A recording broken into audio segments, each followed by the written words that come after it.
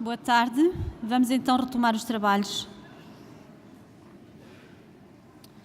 Um olhar externo sobre o projeto foi uma preocupação que desde o início esteve presente na concepção do mesmo.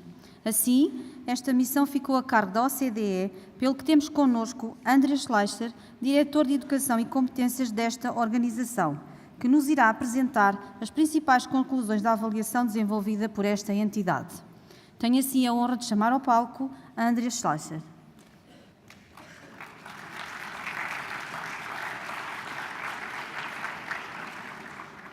Bom dia.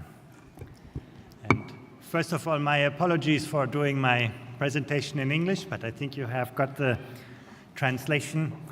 And I want to say how privileged I feel to be part of this very, very important process of Portugal really moving into the 21st century with its education system, with its school system, a century where success is really about empowerment, not prescription, but empowerment, giving schools more discretion, a greater role to shape their own future, to shape their own learning environments.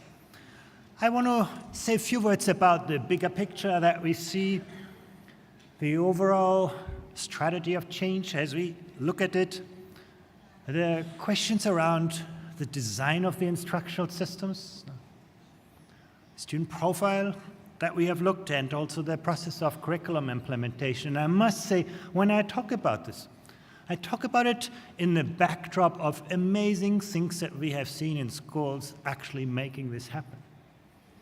This idea of flexibility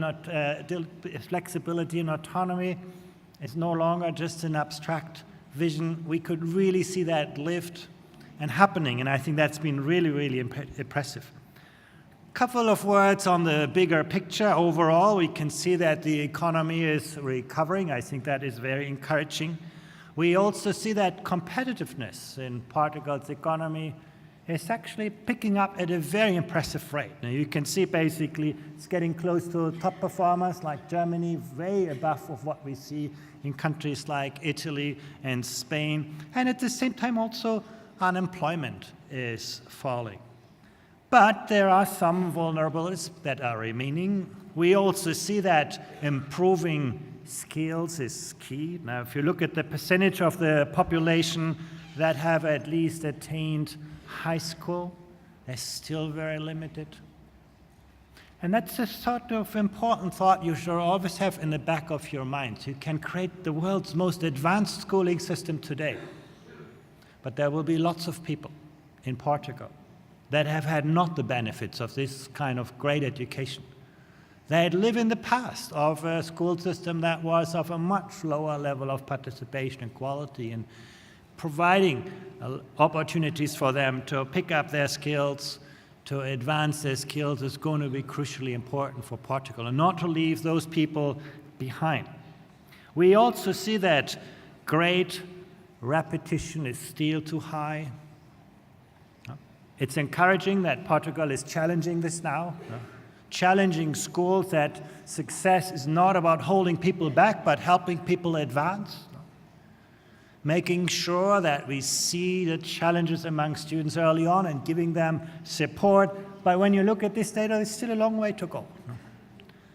The data that we have still show that there are too many children falling behind, being held back by the system rather than being encouraged to advance.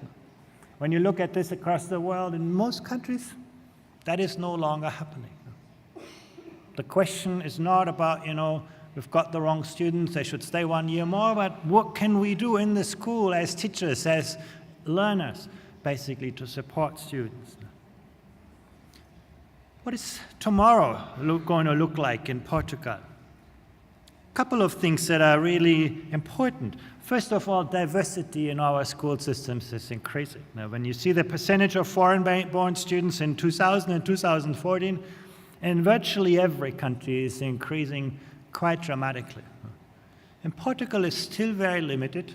We're still at the beginning of that curve, but classrooms will be more diverse. And this is, again, a question of autonomy and flexibility, not teaching all students in the same way, but responding to the individual needs of students in a creative, in a flexible way. This brings me also to an issue that at the OECD we have put great importance to, and this is the idea of global competency, equipping young people to see the world through different lenses, to have the capacity to understand that people think differently, learn differently, work differently, to see diversity as the potential of progress, not as it's something that is holding us back, to understand, appreciate different perspectives, to engage in appropriate ways with others. This is a cultural imperative, it's a social imperative, it's an economic imperative. Innovation today is no longer about you having a great idea and then you doing it in your academic silo. No, it's about you being able to connect the dots across the world and thinking about where the next innovation, the next big idea is coming from. So global competence is something that we also look in our PISA context. It's very important. And what it includes is several dimensions that are really important. First of all, the knowledge of people. Very, very important that people know about global issues, intercultural issues. And I think your initiative to foster citizenship here is very, very important. Understanding that, when you drink a cup of coffee in Lisbon, that it may have implications for other people in other parts of the world who plant the trees, who basically, those kinds of interconnections have become really important for everyone. But it doesn't end with knowledge, it's involving the skills of people, the capacity of young people to reason with information. This is the challenge of our times. In the past, literacy was about extracting information, and you could trust the information that you see it. If you didn't know the answer to a question, you could direct a student to an encyclopedia, you could look the answer up, and you could trust the answer to be true. Today, you go on Google and you find 50,000 answers to your question, and nobody tells you what's right and what's wrong, what's true and what's not true. Literacy has become about constructing knowledge, not about extracting prefabricated wisdom. Communication in intercultural context, perspective taking. Some people say empathy. Put yourself in somebody else's shoes. Those things are really, really important. They are part of what citizenship really is about. It's not about nationality.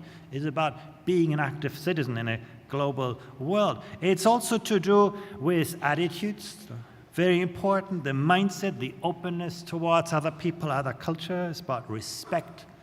Those things are very important. And the most contentious part is about values. That's sort of things like human dignity, cultural diversity. To what extent are we growing up in a world in which those things can flourish?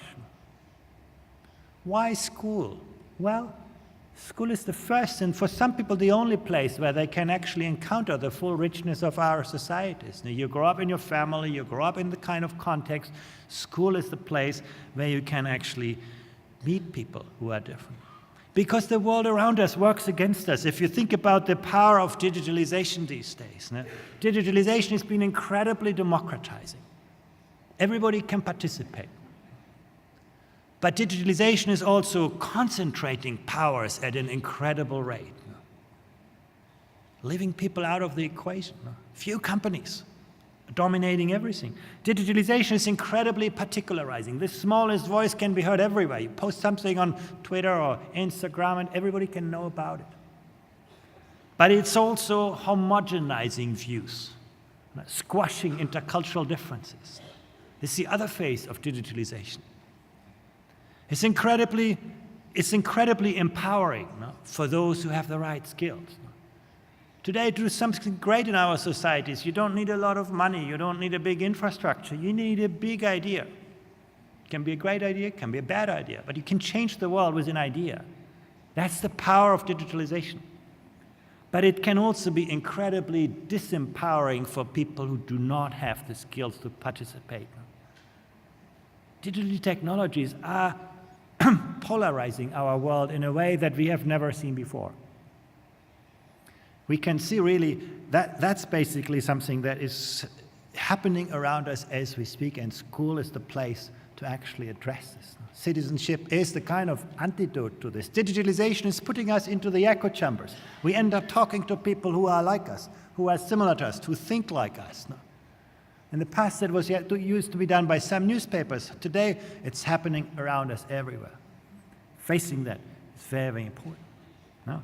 In the past, you could say digital technologies were somewhere in the phone or in a device. Then they basically became part of the real life, and then they connected everyone. That's the reality, and we all know that kind of picture. Think about it with some data. Look at here. You can see in many countries, and Portugal is among them, it's a majority of students who say they feel bad if I'm not connected to the internet. So the connected life has become part of an integral part. We can no longer sort of be without it as a country, and you can see Portugal is right at the top of this.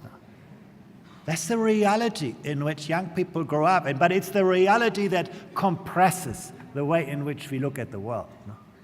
On the one hand, you can see digitalization can connect you with anything, anywhere in the world, but the reality is it connects you to people who are like you. So the capacity of school to provide a human dimension is very important. Think about how this has changed. Here are some data for 2012 and for 2015. And you can see in just 3 years, the amount of time that young people spend online out of schooling has increased dramatically. So you can ask the question, what kind of competencies will young people need for the world of tomorrow? And I must say, I've been from the outset very, very impressed of what you are doing with your student profile. This is exactly about the world that we see coming in the future. The world in which the kind of things that are easy to teach and easy to test have also become easy to digitize, to automate, to outsource. Memorization actually no longer helps people to solve the kind of problem that the modern world actually expects from people. Very, very big changes. So what have we seen from the perspective of the OECD? Sorry, went too fast. It has to do with knowledge. Clearly, knowledge is always important. But it's no longer knowledge of a content that matters. That changes very fast. It's more what we call epistemic knowledge. Can you think like a scientist? Can you think like a philosopher? Can you think like a mathematician? As opposed to remembering all the formulas and equations in the world. And that is much more challenging for teaching. No? Teaching mathematical content, you just can do. You ask students to do lots of exercises, they will accumulate them. That's easy to do. Teaching them to think like a mathematician is really the hard part. And I tell you this, that despite, the student profile is moving in the world of 2030, but if I look at the reality, for example, in the context of the last PISA results, most of the tasks that students in Portugal did well were the ones that were about the reproduction of subject matter content. Students still have great difficulties in solving tasks when they need to think like a scientist, think like a mathematician. And the challenge is actually to teach fewer things in greater depth. I was part of a process, over 10 years ago, like in Portugal, that was very similar, sort of an effort to take away material out of the school curriculum. They reduced the size of the school curriculum by 30% in the year 2001. And you can imagine, there was an outcry in society, parents saying, oh, my child no longer learns all of these things that I made me so successful. So parents are very anxious. Teachers said, what am I going to do with all of this space that I suddenly have? Teaching things at greater depth is easy to say, but how do I actually do that? How do I work with teachers from other disciplines to make things happen? Huge kind of anxiety. But Japan got the curve. Japan was the country among all OECD countries that saw the biggest rise in creative skills among students from quite low level to advanced levels. That's what can happen, but it's difficult to achieve. But that's the key today. In the knowledge society, it's epistemic understanding, not accumulation of content knowledge. On the skills side, we see a rise in the demand for social skills, the capacity of people to collaborate, compete, connect. Problems are no longer solved in isolation by people. No? Again, that's easy to say, really hard to do. What does it mean? And that's, I think, where your space for autonomy is so important. We talk about social skills. Everybody knows they are important. But in school, we put students behind individual desks, and then at the end of the year, give them an individual exam to solve. So everything we do works against collaboration. But that's where the future is. The future is with students who are able to work with others, to learn with others. In our last PISA assessment, we looked at collaborative problem-solving skills, and the results could be quite different from individual problem-solving skills. Again, Portugal is an example. Portuguese students did quite well in individual skills, they did not so well in the kind of collaborative problem-solving skills. So the social and emotional skills are increasingly important. That's what differentiates us from technology. One of the greatest risks in the 21st century is that we use education to create substitutes for computers. Now we try to make students almost as smart as a smartphone, and then we sort of see them losing out in a world that is dominated by artificial intelligence. How do we strengthen the human qualities that make us different, that make us that way we can use technology as an empowering tool? That's the challenge for teachers. And I know none of this is easy. All of those things are incredibly difficult. That's why, autonomy and flexibility are very demanding concepts, any form of empowerment. And I come back to attitudes and values. Very, very important. Today, the key to success is not to know a lot of things, but to have that kind of inner compass and the navigation tools to find your own way in the world. And when I compare that with the principles of the student profiles, they're actually very similar to what we see in the world as a change of direction. You can find all of the dimensions reflected in this. There are also other forms that I found really, really impressive when we looked at Portugal in detail. The national program for promoting school success, obviously. Strategy for citizenship. I call it global competency because I think the competency aspect is really, really essential here. The essential core curriculum. Having the courage to teach fewer things at greater depth. The biggest challenge for everyone. I come back to this in a moment. Investment in the early years. When I talk about social and emotional skills, often we treat them as personality traits. We think, oh, that's someone's character or someone's personality, because we believe we cannot change those things. And it's true, in later ages, these things are very difficult to change. But in the early years, we have a huge opportunity to develop this. And of course, that comes back to, your efforts to provide in-service training. Waiting for a new spaceship that brings you a new generation of teachers, you can wait for a long time. You have to basically use the teachers that are in the classrooms today and invest in those people. And other countries actually, when you look at this, it sounds very ambitious. Well, other countries do actually a lot more than this. In Singapore, every teacher has 100 hours of continued professional development every year. Professional learning communities are in every school. Basically, teachers spend a lot of their time basically engaging, working with other people, framing problems together, observing each other's classrooms. That's the reality of the classroom, very, very important. The inclusion law. That's the biggest challenge that is ahead of all of us. Societal forces are becoming more and more centrifugal. They pull societies apart. Education is about the only thing, but if we do not get those things done early in the years of people, it becomes harder and harder. At the OECD, we always talk about, lifelong, life-wide learning. That's a great idea. But the reality is, it's true for Portugal, it's true for every country. Lifelong learning continues to amplify early skill differences, not moderate them. The people who go to lifelong learning opportunities in Portugal are often the people who need it least, the people already well educated. The people who need it most often don't want to go back to this, or employers say we're not going to invest in those people. So be very, very careful. If we don't lay the foundation, it's going to be very, very hard to fix. Changes in assessments. Focusing from knowing where the problems are to finding ways to change things. Very, very important. Technological skills in Code 2030. Libraries. making knowledge accessible. Those are really important facets of basically a new school system. Now, our visits, we visited the pilot schools, and I want to talk a little bit about what we saw. Let me start with some strengths. The most impressive thing that we saw is actually that the debate was very much framed around the learner, the student at the center. Often educational debates are, dominated by philosophies, ideologies, ideas, and so on. But we saw actually there was a very clear theory of action.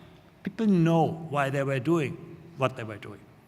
People in the front line in the school. The student profile, broadening the outcomes and at the same time improving the depths, going into better, giving people more ownership over how they learn, when they learn, what they learn, where they learn. Openness for reflections. Learning. Students will not become lifelong learners if they do not see their teachers to become lifelong learners. Schools will not learn if they don't see that the Ministry of Education is learning as well from those experiences, and we could really see that happening.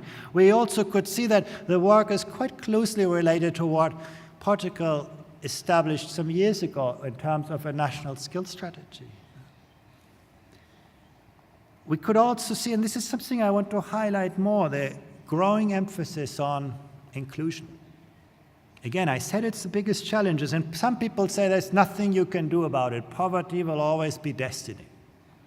But I encourage you to look at this chart, which is from our PISA assessment, where I order student performance by decile of social background. I start with the Dominican Republic. The red square are the students from the most disadvantaged home backgrounds. The green triangle are the students from the 10% wealthiest backgrounds.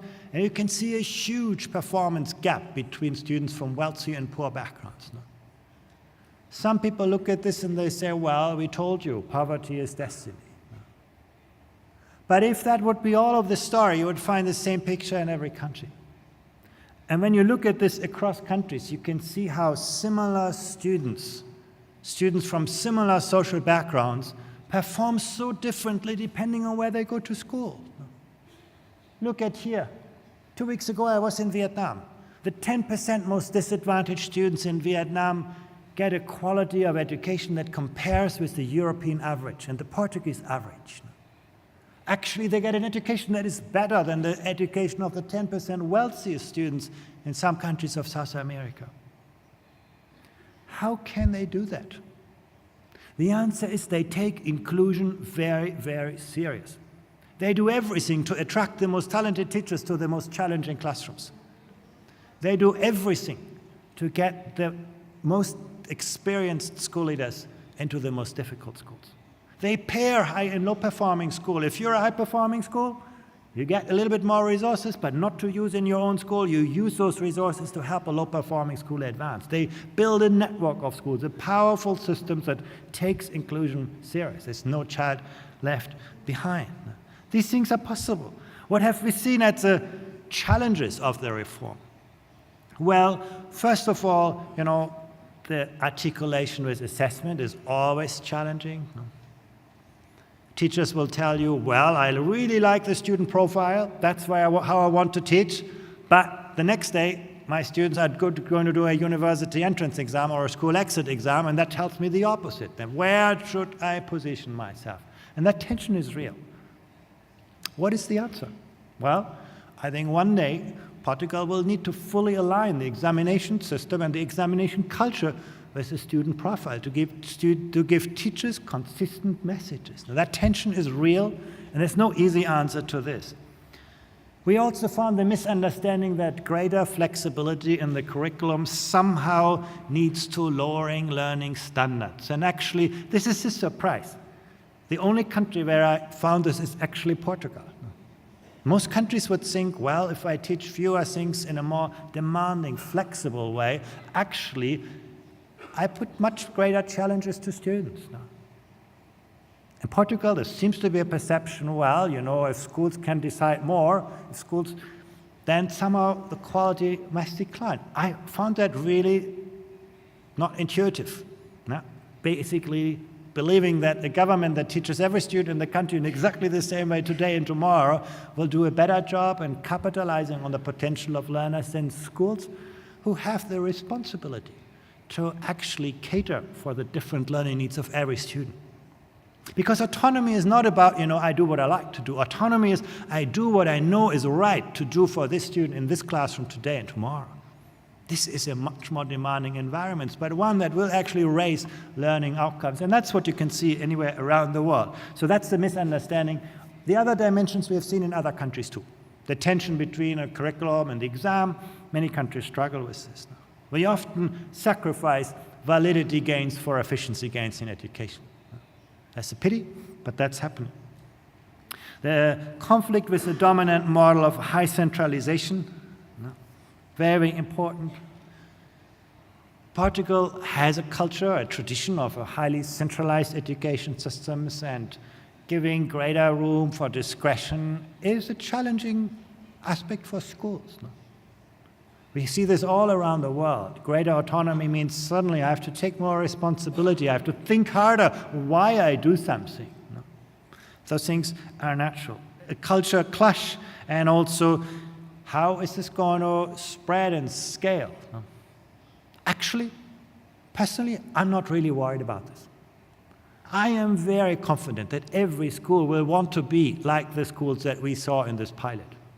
I'm pretty sure of this. Now, this is something, once you give people room for entrepreneurship, room for creativity, your students don't want to go back. They're the first to say, why should I go back to an old system? They are the promoters of this. The teachers. Suddenly they see I'm recognized as a true professional. I'm not a factory worker who just, conveys prefabricated wisdom. I'm actually, a designer of innovative learning environments. Great. I am pretty confident that schools are going to pick this up, but I think that's going to be putting the good ideas to scale. The challenge is in building capacity for this, ensuring that there's a capacity. So what's our advice on this? It's really important to collect good knowledge about the impact of the pilots, to really understand, the way in which the ideas have been absorbed. It's going to be very important to build capacity for this. The pilot schools are easy because they probably volunteered to become pilot schools because they did have great capacity. The schools that struggle, you need to do more to give them, to enable them. I think it's going to be very important to have a debate on the entrance exams to university. That's, in my view, the biggest bottleneck that holds the system back to really have the student profile flourishing. Parents will always pay attention to the university exam. That's clear. So base is something to deal with. And also always deal with unexpected and expected consequences of this. So these are some recommendations. Now, what can we say about curriculum design? Let me say a few words about this. The biggest challenge everywhere in the world is curriculum overload. Knowledge is basically increasing exponentially every day. And it's filled with so many different facets. Every day there comes something new. And the temptation for us is, every day we teach something new. Today it's, digital literacy. Tomorrow it's environmental literacy. Then comes financial literacy. Every day we have packed something on top of the system because nobody had the courage to take something away. So everything was added.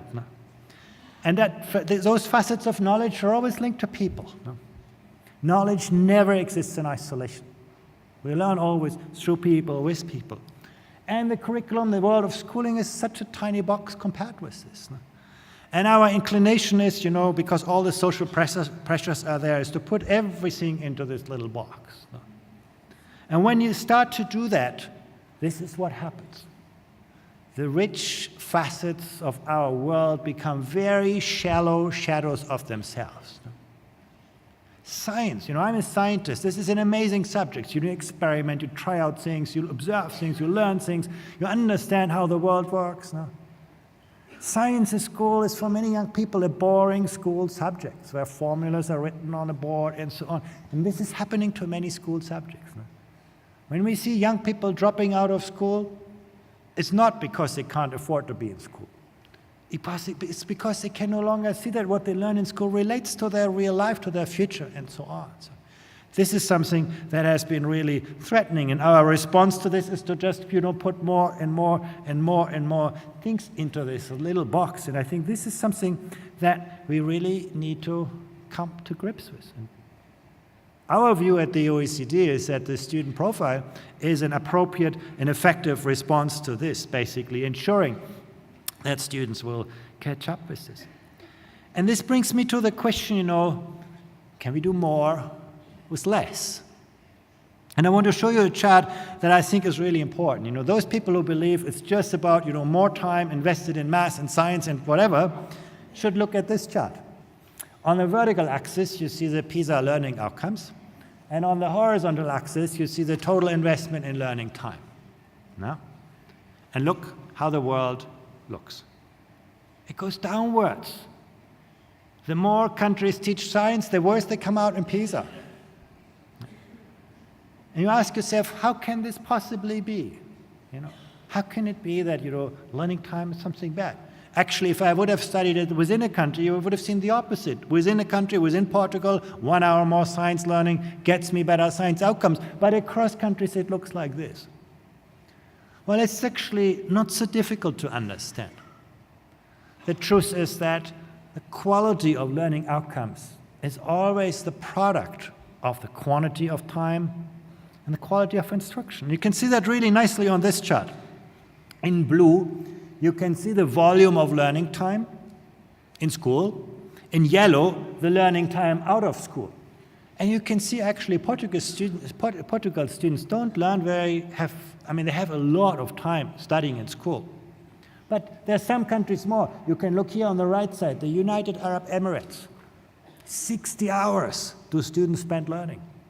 And then you go to the left side, in Finland, it's only a little more than half than that. Huge differences in the quantity of learning time.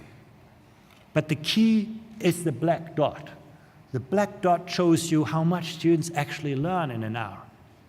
And you can see in Finland, they spend little time and learn a lot in that time. And in the United Arab Emirates, they spend a lot of time in school learning, and they learn very little. It's not the volume of time, it's the quality of the instructional environment. The most advanced education system really use the time of the students as the most precious good. And they try to broaden the curriculum to look at the world from different lenses and perspectives. That's really, I think, the key. So volume of time is far less important. What have we seen as the strengths? What we really liked is the inclusive process, so the development of the profiles and also the instructional models. Headmasters, teacher societies, unions, the National Council for Education, all were part of this process. Probably it's taken you time.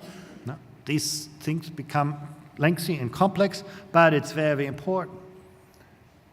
The pilot project, trying it out, seeing how it works. And it enabled teachers to design new experiences in really meaningful ways and prepare themselves for this. So this is something that we really looked at this. We also found that the pilot project enabled students to experience and value many elements of the curriculum. To learn how to work and learn together with peers, the collaborative, the social environment. It made it happen. And we could look at it, it really worked well. To build relationships with teachers, something that is very, very important. To focus on relevance, making sure that what students learn relates to their current and future, and so on. How does this relate to the features of a strong curriculum from an international perspective? At the heart of it is always what we call student agency, ownership. That's something that is a really important part. Once in a PISA test, we ask students, what do you think makes you successful in mathematics?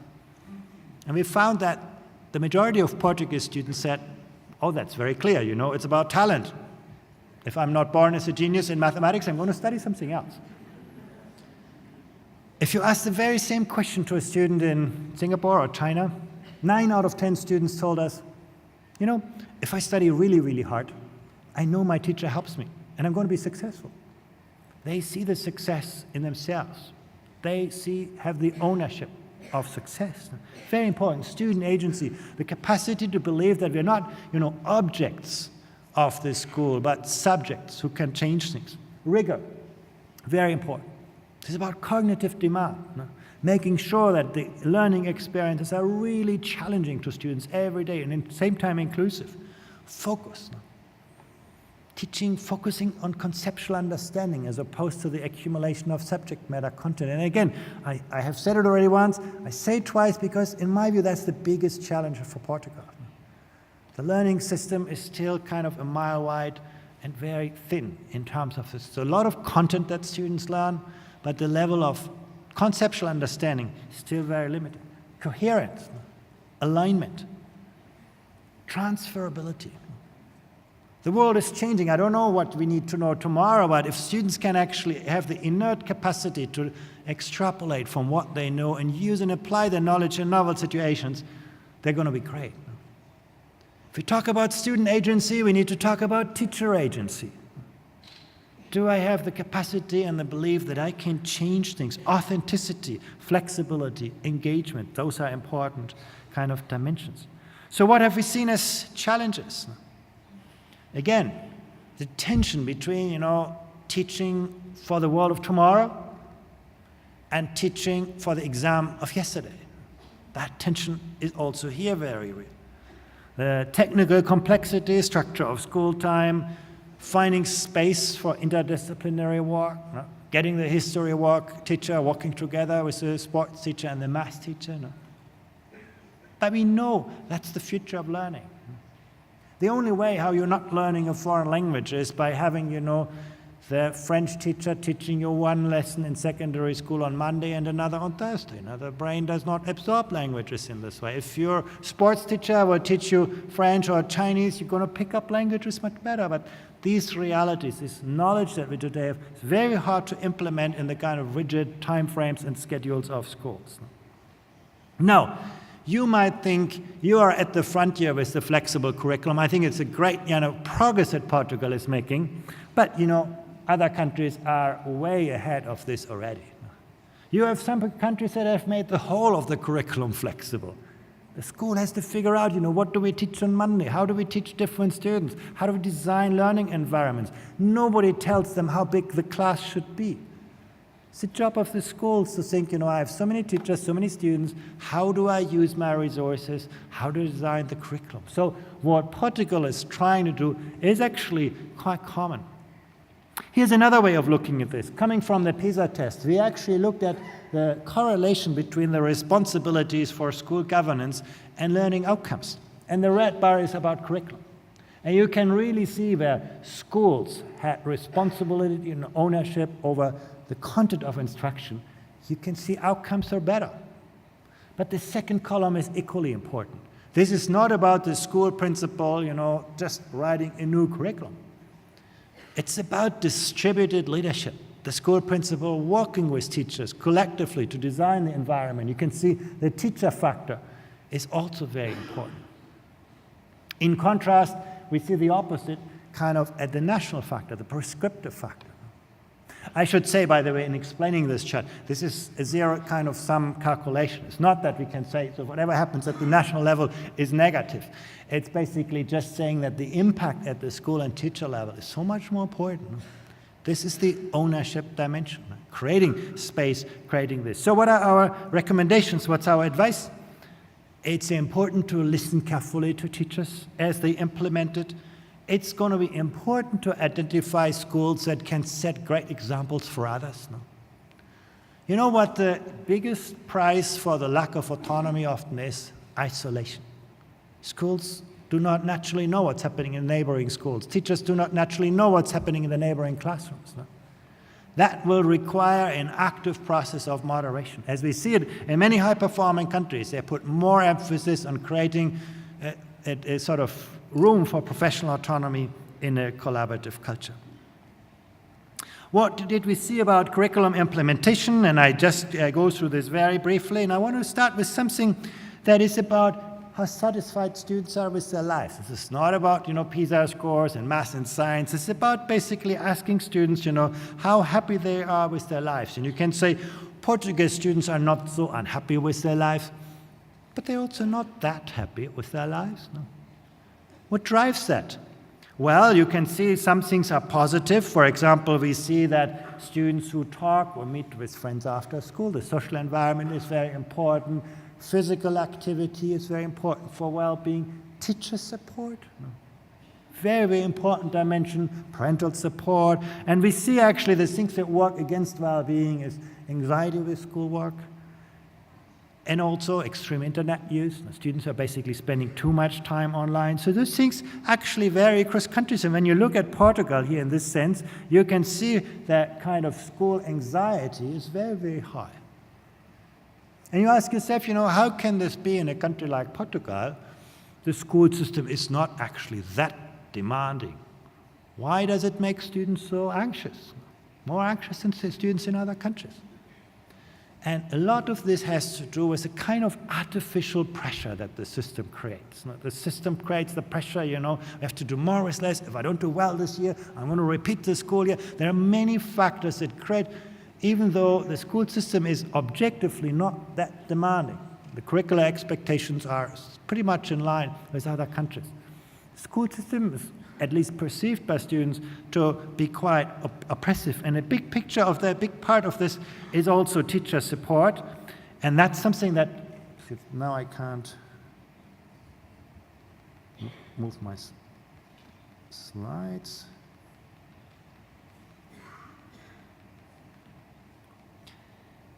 We can see that also, if you look at the share of students that perceive to be, be anxious about this. It's not just, the interesting part is, it's not just the kind of low-performing school students, the students who are struggling. It's also many high-performing students who actually feel that, have that perception of anxiety. And to work on this really has to do with teacher support. We can see really where students perceive that their teacher graded them harder, unfairness from teachers, and also teachers not appreciating students' knowledge and understanding. Those things are ones that drive up anxiety, whereas factors like teacher adapting lessons to my class's needs, that's the flexible curriculums to the eyes of students. They are factors that actually reduce student anxiety. Or the teacher provides individual help when a student has difficulties understanding a topic. Where students have that perception, that's actually reducing anxiety. So these are the factors. I'm coming to the end of my time, so I'm going to just to the end. The strengths that we see in curriculum implementation is the voluntary nature of this, really creating ownership, understanding, capacity in the teaching force. We have seen great level of enthusiasm. Teachers, school leaders basically wanted to make this work, flourishing as professionals, being respected as professionals, as opposed to, workers in a kind of factory. Legitimizing and endorsing good practice. Suddenly, sort of doing something differently is no longer doing something wrong, but doing something differently. That's, I think, the challenges that we saw is the cultural shift for school leaders and teachers from preparing for the exam towards actually teaching for what is important. The networking, again, the professional changes, those things are really, really big challenges. Take them serious. Building professional autonomy and a collaborative culture is not something that will be done overnight. That will require huge investment of time and resources to provide teachers with the level of support that they really need to make this happen. And I'm going to skip this as well.